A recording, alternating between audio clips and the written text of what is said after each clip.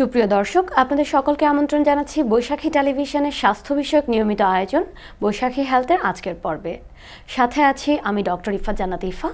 আজকে আমরা কথা বলবো প্যানক্রিয়াটাইটিস তথা অগ্নাশয়ের প্রদাহ এবং এর চিকিৎসা সম্পর্কে। এ ব্যাপারে কথা বলার জন্য আমাদের সাথে স্টুডিওতে উপস্থিত আছেন একজন বিশেষজ্ঞ চিকিৎসক, pancreatic and হ্যাপাটোবিলিয়ারি surgeon doctor Akhtar Ahmed, সহযোগী অধ্যাপক ও বিভাগীয় প্রধান Shaheed Suhrawardy medical college hospital. আসসালামু আলাইকুম স্যার, আপনাকে স্বাগতম জানাচ্ছি আমাদের আজকের পর্বে। ধন্যবাদ স্যার। শুরুতেই আপনার কাছে আমি জানতে চাই, প্যানক্রিয়াটাইটিস অথবা অগ্নাশয়ের প্রদাহ বলতে আমরা আসলে কি বুঝি? প্যানক্রিয়াস আমাদের শরীরে একটা অর্গান, লিভার কিডনি যেমন প্যানক্রিয়াস আছে। প্যানক্রিয়াটাইটিস মানে হচ্ছে প্যানক্রিয়াসে ইনফেকশন, যে কোনো আইটিস মানে ইনফেকশন, হেপাটাইটিস মানে লিভার ইনফেকশন, নেফ্রাইটিস মানে কিডনিতে ইনফেকশন, অ্যাপেন্ডিসাইটিস মানে অ্যাপেন্ডিক্স ইনফেকশন, সেরকম প্যানক্রিয়াটিস মানে প্যানক্রিয়াসে ইনফেকশন। এই তাহলে স্যার আপনার কাছে এখন আমার প্রশ্ন, সাধারণত রোগীরা বহির্বিভাগে কিংবা চেম্বারে কি কি লক্ষণ নিয়ে উপস্থিত হন? প্যানক্রিয়াটিস আসলে দুই রকম, আগে বলে দিই।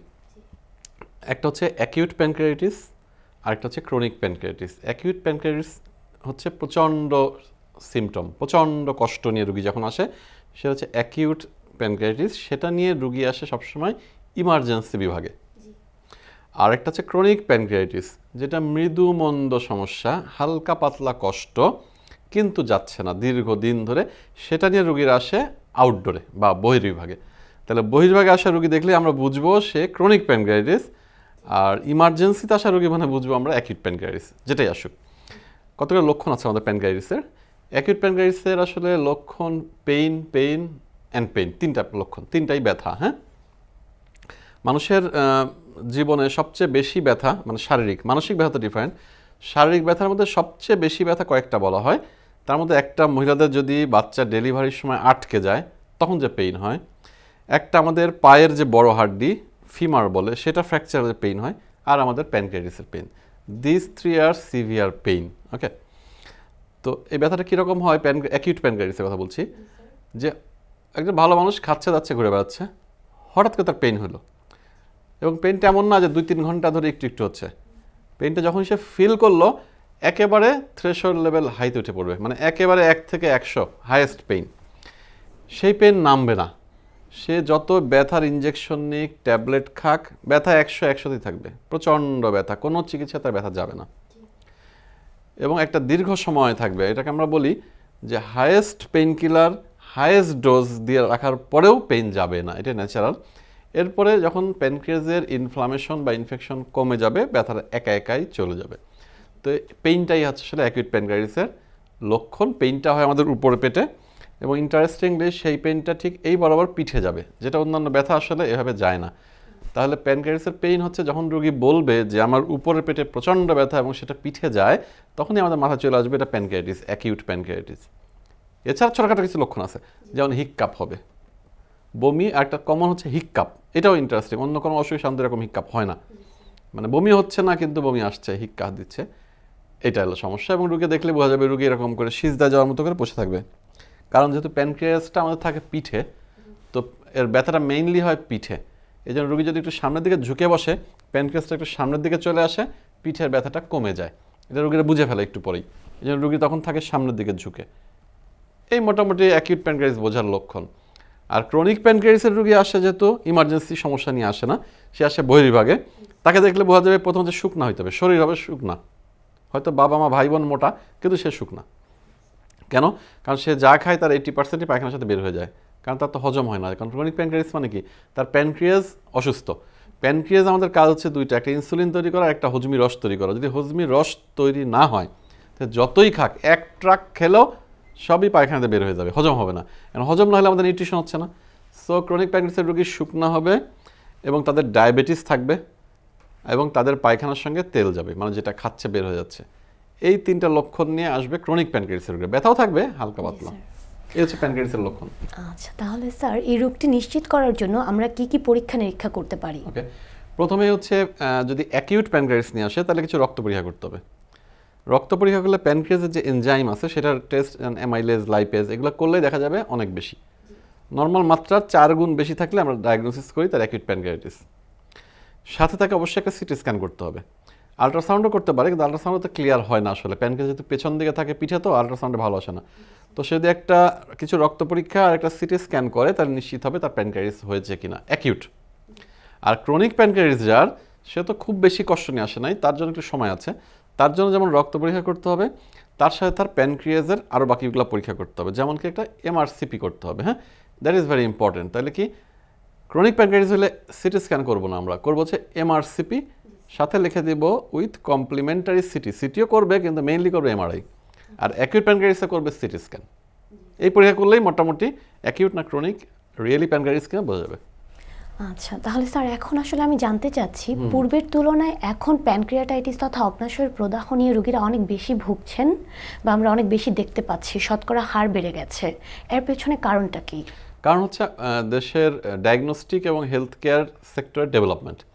আগেও প্যানক্রিয়াস ছিল, সেম থিং, কিন্তু সেটা আগে ডায়াগনোস হতো না। পেটে ব্যথায় মানুষ কষ্ট পেত, কিন্তু এটা যে প্যানক্রিয়াসের পেইন তা জানতো না, মনে করতো গ্যাস্ট্রিক আলসার এইসবই। হ্যাঁ, বাট কারণ আগে তো MRCP ছিল না বাংলাদেশে, MRI। তো MRI আসার ফলে ক্রনিক প্যানক্রিয়াসটা ধরা পড়ছে এখন। তার মানে এই না অসুখটা নতুন হয়েছে। আবার অ্যাকিউট প্যানক্রিয়াস আগে হতো, কিন্তু জানা যেত না, রুগী মারা যেত। কিন্তু এখন ডায়াগনস্টিক সেন্টার এবং ইমেজিং এবং ডাক্তারদেরও নলেজ আপডেট হওয়ার কারণে জিনিসটা ধরা পড়ছে বেশি। তার মানে এই না অসুখ নতুন, অসুখ আগেও ছিল, এখনও আছে, আগে ধরা পড়তো না, এখন ধরা পড়ছে, এই পার্থক্য। স্যার, জীবনযাত্রার মান পরিবর্তনের মাধ্যমে কি আমরা এই রোগের শতকরা হারটাকে কমিয়ে আনতে পারি? রোগকে নিয়ন্ত্রণ করা যাবে না, কারণ প্যানক্রিয়াসের 80% কারণ পৃথিবী জোড়া অজানা। তো যে রোগটা অজানা কারণ, তাকে আমি আর কীভাবে নিয়ন্ত্রণ করবো, পারবো না আসলে। 20% কারণ আমরা জানি, তার মধ্যে বেসিক কারণ যেটা, সেটা হচ্ছে পিত্তথলিতে বালু হওয়া, সেইটা আমরা কন্ট্রোল করতে পারি। আর 2 নম্বর কারণ যেটা, সেটা জন্মগত, মানে বাবা মা থেকে এসছে জেনেটিক ডিজিজ, যার প্যানক্রিয়াসের গঠনে অ্যাবনর্মালিটি থাকে, সেটাও তো কোনোভাবেই আমরা ঠেকাতে পারবো না, এটা আল্লাহ ঠিক করে দিয়েছে জন্মের আগেই। তো একমাত্র যে কারণটা হচ্ছে পিত্তথলিতে বালু হওয়া, দ্যাট ইজ 10 to 12% কেস, তাদেরকে আমরা নিয়ন্ত্রণ করতে পারি। তাদের ফুড হ্যাবিট, কোলেস্টেরল কন্ট্রোলে রাখা, এবং যদি বালু হয় পিত্তথলিতে, সাথে সাথে ডাক্তারের চিকিৎসা নিয়ে সেই বালু গলানোর ওষুধ খাওয়া।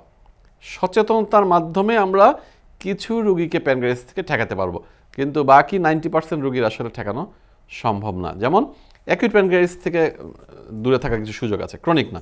যেমন অ্যাকিউট প্যানক্রিয়াসের মেইন কারণ হচ্ছে অ্যালকোহল। তো যদি আমাদের অ্যালকোহলের রেস্ট্রিকশন থাকে, তাহলে কিন্তু প্যানক্রিয়াসের একটা বড় অংশ প্যানক্রিয়াস হবে না। তো সুতরাং এখন অ্যালকোহল খেলেই যে প্যানক্রিয়াস হবে তা তো না, কিন্তু অ্যালকোহল নিয়ন্ত্রণ করতে পারলে প্যানক্রিয়াসটা কিছুটা হলেও নিয়ন্ত্রিত হবে। আচ্ছা, তাহলে স্যার প্যানক্রিয়াটাইটিসের চিকিৎসা হিসেবে এখন বর্তমানে আমরা কি কি ব্যবহার করছি বা আমরা কি করব, চিকিৎসা কি হতে পারে? চিকিৎসা প্রথম বলেনি, একটা ম্যাক্সিমাম রোগীরা যেটা জিজ্ঞেস করে আমাকে, প্রথম কথা হচ্ছে প্যানক্রিয়াটিস হলে জীবনে মুক্তি নাই, ক্লিয়ার, এটা হচ্ছে শেষ কথা। এমন কোনো ওষুধ নাই, এমন কোনো চিকিৎসা নাই যে বলে দিবে যে আজীবন আর হবে না, তা না। আচ্ছা, তাহলে চিকিৎসা কি? প্রথম হচ্ছে লাইফস্টাইল মডিফিকেশন, অর্থাৎ ওই যে কোলেস্ট্রল কম খাইতে হবে, তারপরে রেগুলার নিজের যত্ন নিতে হবে, দেখতে হবে পিত্তথলিতে বালু হলো কি না, এইসব, অ্যালকোহল খাওয়া যাবে না, এই রিস্ক ফ্যাক্টর থেকে দূরে থাকতে হবে। আর হচ্ছে প্যানক্রিয়াস দুর্বল হয়ে গেল, এখন কি করব? প্যানক্রিয়াস তার 2টা কাজ বলেছি, ইনসুলিন তৈরি করা, হজমি রস তৈরি করা। ওই 2টা তাহলে কমে যায়, তাহলে তাকে সাপোর্ট দিতে হবে, মানে হজমির ট্যাবলেট খেতে হবে রেগুলার। আর যে কারণে অ্যাটাকটা বেশি হয়, সেগুলো থেকে দূরে থাকতে হবে। দূরে থাকা মানে তেল এবং মশলা জাতীয় খাবার কম খেতে হবে একদম। তেল এবং মশলা জাতীয় খাবার কম থাকলে সে কিছুদিন সুস্থ থাকবে, দীর্ঘদিন সুস্থ থাকবে। তারপরে যদি তার পেইন হয়, তখন ডাক্তারের কাছে গেলে পেইনের মেডিসিন খাবে, 5 থেকে 7 দিন বা 2 সপ্তাহ সর্বোচ্চ হাসপাতালে ভর্তি থাকতে হয়। স্যালাইন ইনজেকশন দিলে আস্তে আস্তে পেইনটা কন্ট্রোল হয়ে যায়। ধন্যবাদ স্যার, আজকে আমরা অনুষ্ঠানের একেবারে শেষ পর্যায়ে চলে এসেছি। আপনার শত ব্যস্ততার মাঝে আমাদেরকে সময় দেওয়ার জন্য অসংখ্য ধন্যবাদ। যদি দর্শকের উদ্দেশ্যে আপনি কিছু বলতেন। ধন্যবাদ আমাকে সময় দেওয়ার জন্য। দর্শকদেরকে আমি বলবো যে সব রোগ আসলে নির্মূল করার প্রয়োজনও নাই। আপনি যদি নিয়ন্ত্রণে রাখতে পারেন আপনার খাওয়া দাওয়া এবং লাইফস্টাইল দিয়ে, তাহলে আপনার এই 100 বছরের জীবন পার করে ফেলতে পারবেন। সুতরাং ভয়ের কিছু নাই প্যানক্রিয়াটিস নিয়ে। প্যানক্রিয়াটিস যদি হয়ে থাকে, তাহলে আমাদের কাছে আসুন, আমরা আপনাকে লাইফস্টাইল এবং নিয়মকানুন বলে দেবো, ইনশাল্লাহ ভালো থাকবেন সবাই। ধন্যবাদ। সুপ্রিয় দর্শক, আমরা অনুষ্ঠানের একেবারেই শেষ পর্যায়ে চলে এসেছি। আশা করি আজকে আমাদের আলোচনা থেকে আপনারা উপকার পাবেন। পরবর্তী অনুষ্ঠান দেখার আমন্ত্রণ জানিয়ে বিদায় নিচ্ছি। সুস্থ থাকবেন, ভালো থাকবেন, আল্লাহ হাফেজ।